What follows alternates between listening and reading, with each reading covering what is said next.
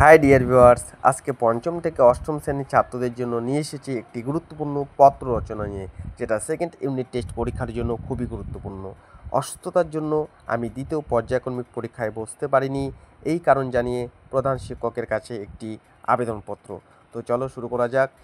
মাননীয় প্রধান শিক্ষক মহাশয়, ভবানী হাই স্কুল, এখানে নিজের স্কুলের নাম লিখবে, পানবাড়ি স্কুলের ঠিকানা লিখবে। বিষয়: দ্বিতীয় পর্যায়ক্রমিক পরীক্ষায় অংশগ্রহণ না করতে পারার বিষয়ে আবেদন। মহাশয়, বিনীত নিবেদন, এই যে আমি আপনার বিদ্যালয়ের অষ্টম শ্রেণীর একজন নিয়মিত ছাত্র, যে শ্রেণীতে পড়ো সেটা লিখবে।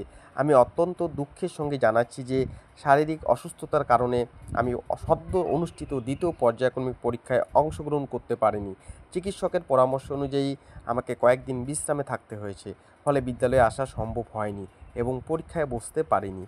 অতএব আপনার কাছে বিনীত অনুরোধ, আমার অনুপস্থিতিকে ক্ষমাসূচক হিসেবে বিবেচনা করে ভবিষ্যতে পরীক্ষায় অংশগ্রহণের সুযোগ দেওয়া হোক।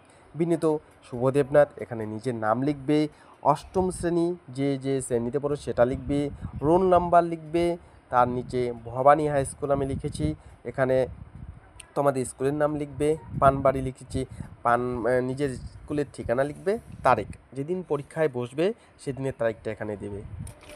Thanks for watching. এরকম ভিডিও পেতে চ্যানেলটিকে অবশ্যই লাইক এবং সাবস্ক্রাইব করে দেবে। ধন্যবাদ।